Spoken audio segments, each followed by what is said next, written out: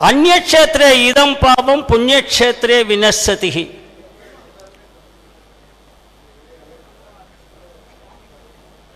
புண்ணியக்ஷேத்ரே இதம் பாவம் வாரணாஸ்யாம் வினஸ்ஸதி. வாரணாஸ்யாம் இதம் பாவம் கும்பகோணே வினஸ்ஸதி. கும்பகோணே இதம் பாவம் கும்பகோணே வினஸ்ஸதி. அப்படிப்பட்ட கும்பகோணத்திலிருந்து நான் பேச வந்திருக்கிறேன். என்ன அந்த கும்பகோணத்தினுடைய விசேஷம் என்னவென்றால் மாசி மகம். அந்த மாசி மகத்தில் நான் இங்கே பேச வந்திருக்கேன். அற்புதமான நேரம், அற்புதமான டைம், நல்ல பௌர்ணமி, நல்ல சிறப்பான நேரம். அனைவரும் ஆரோக்கியமாகவும் அழகாகவும் சந்தோஷமாகவும் அடுத்தவர்களை கெடுக்காமலும் நன்றாக வாழ அற்புதமான இந்த முழு பௌர்ணமி தினத்தில் நாம் பேசிக்கொண்டிருக்கிறோம். இந்த இடத்துல நான் என்னை பற்றி ஒரு நிமிஷம் சொல்லிக்கணும். நான் ஒரு 25 வருஷமாக ஜோசியம் பார்க்குறேன். இதுவரைக்கும் வாக்கிய பஞ்சாங்கத்தை மட்டும் கொண்டே ஜாதகம் கணித்து கொண்டிருக்கிறேன். எந்த விதமான சாஃப்ட்வேரோ எந்த விதமான கணினியோ யூஸ் பண்ணாமல் ஒரு லக்ன ஸ்புடமும் ராசி ஸ்புடமும் நானே செய்து கொண்டிருக்கிறேன்.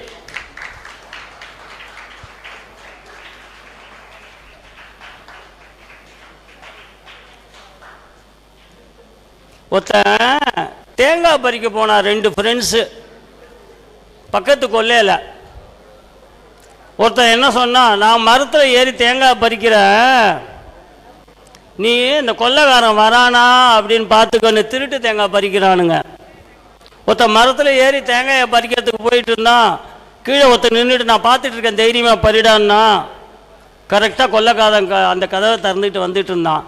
கொல்லைக்காரன் வந்துட்டான்னு சொல்லிட்டு இவன் ஓடிட்டான். ஆனால் மரத்தில் இருக்கிறவன் இறங்கிறதுக்குள்ளே கொல்லைக்காரன்ட்ட மாட்டிக்கிட்டான். இவ்வளவு தாங்க விஷயம். ஜோசியமே ஆப்டவனுக்கு அஷ்டமத்தில் சனி, ஓடினவனுக்கு 9ஆம் இடத்துல குரு. ஒன்றுமே இல்லை. எனக்கு கொடுத்துருக்கிற தலைப்பு நான் எவ்வளோ பிளான் பண்ணிட்டு வந்தேன். இங்கே டைம் இல்லாததுனால நான் ரொம்ப ஷார்ட் அண்ட் ஸ்வீட்டாக சொல்லிடுறேன். இப்போது எனக்கு கொடுத்துருக்கிற தலைப்பு தனுசு ராசி. அற்புதமான ராசிங்க. மீன ராசியும் தனுசு ராசியும் மிக அற்புதமான ராசிகள். ஏன்னா தன்னை உணர்ந்தவர்களும் உலகத்தை உணர்ந்தவர்களும் தனுசு ராசிக்காரர்கள். இந்த 2 பேருக்கும் அதிபதி குரு. இந்த குரு பகவானை அதிபதியாக கொண்ட 2 ராசிக்காரர்களுக்கும் கண்டிப்பாக சனி பகவான் எந்த விதமான கெட்ட பலன்களையும் தரவே மாட்டார்.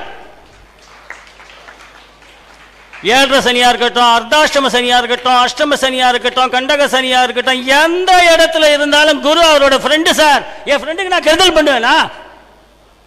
கண்டிப்பா பண்ண மாட்டேங்க. தைரியமா இருங்கோ. தனுசு ராசிக்காரர்களுக்கு என்ன, நான் இந்த மாதிரி ஒரு ஃபங்க்ஷனுக்கு பேச போறேன்னு பேசிட்டு இருக்கும்போது ஒரே வார்த்தையில் நீங்கள் தனுசு ராசிக்கு பலன் சொன்னால் என்ன சொல்லுவீங்க அப்படின்னு அவர் கேட்டார். நான் டக்குன்னு எனக்கு ஒன்று தான் தோணித்து, கற்போடு இருங்கள், கருப்போடு இருங்கள். ஏன்னா சுகஸ்தானத்துக்கு சனி பகவான் வரார். இப்போ கொஞ்ச நாளைக்கு இந்த குருவோட பார்வையை வாங்க மாட்டார். அவர் ஜூன் ஜூலையில் தான் வாங்க போகிறார். அதுக்குள்ளே என்ன ஆகும், சுகஸ்தானத்தை நமக்கு அதிகப்படுத்தி நம்மளுடைய கேரக்டரை கொஞ்சம் இறக்கிடுவார். ஜாக்கிரதையாக இருங்கோ. அதனால தான் கற்போடு இருங்கள்னு சொன்னேன். அடுத்தது கருப்போடு இருங்கள்னு சொன்னதுக்கு காரணம், கருப்பை யூஸ் பண்ணுங்க சார், உங்களுக்கு அர்த்தாஷ்டம சனி. மிக சிறப்பான காலகட்டம். என்ன பண்ணும், உங்கள் ஆற்றுல வயசானவா யாராவது இருந்தாங்கன்னா, உங்கள் அம்மா வயசில் இருக்கிறவாள் கொஞ்சம் உடம்பு படுத்தும், ஒன்றும் பண்ண வேண்டாம். உங்கள் அம்மாவால் வர முடியலன்னா நீங்கள் திருநள்ளாறில் அர்ச்சனையை கொண்டு போய் அந்த பிரசாதத்தை கொண்டு அவள் நெத்தியில் வைங்க, மறுநாள் கிளம்புற எழுந்துருவோம். அப்புறம் டாக்டர்கிட்ட போய்க்கலாம். அந்த குரு அருளும் திருவருளும் சேர்ந்து இங்கே நம்ம உட்கார்ந்து பேசிக்கொண்டு இருக்கிறோம். 2.5 மணி நேரமாக எனக்கு மீன ராசிங்க, 7 சனி என்னுடைய ஜென்மத்துக்கு வருகிறார். இன்னைக்கு நான் இங்கே உட்காந்து பேசிட்டு இருக்கேன். 2.5 மணி நேரமாக ஒரு குரு என்னை பார்த்து கொண்டே இருக்கிறார். நான் அந்த குருவை பார்த்து கொண்டே இருக்கேன். இப்பதான் சொன்ன தனுசு ராசியும் மீன ராசியும் சனி பகவான் ஒன்றும் பண்ண மாட்டார். அவளுக்கு நிச்சயமா குரு அருள் உண்டு. அடுத்தது பாருங்க, இந்த தனுசு ராசிக்காரர்கள் அடுத்தது குரு உச்சமா வேற போறார். உச்சம் பெற்ற குரு இந்த சனீஸ்வர பகவானை பார்க்கும் பொழுது என்னங்க பண்ணுவார்? ஒன்றும் பண்ண மாட்டாருங்க.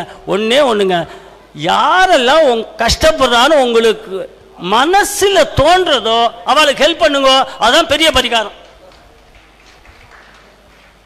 நிச்சயமா உங்களுக்கு தெரியும் இவா கஷ்டப்படுறான்னு. அதே மாதிரி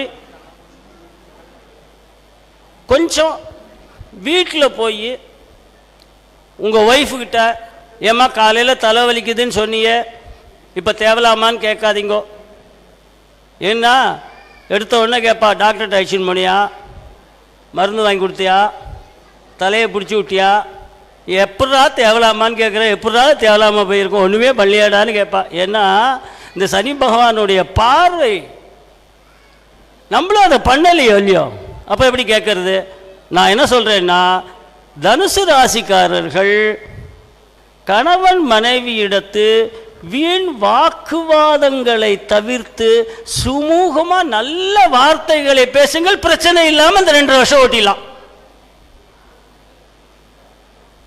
மிக சிறப்பான பரிகாரம்.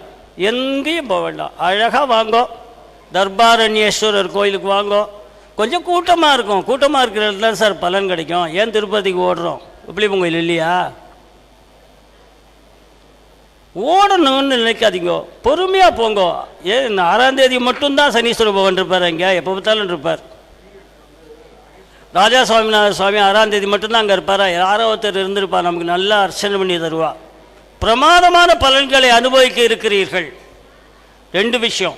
ஒன்று, தாயார் உடல்நிலையில் கவனம் தேவை, சுகங்களில் கவனம் தேவை. அதிகமான சுகங்களை அனுபவிக்க வேண்டும் என்று கனவில் கூட நினைக்காதீர்கள். தேவையில்லாத வெளியூர் பிரயாணங்களில் தவிர்த்து கொள்ளவும்.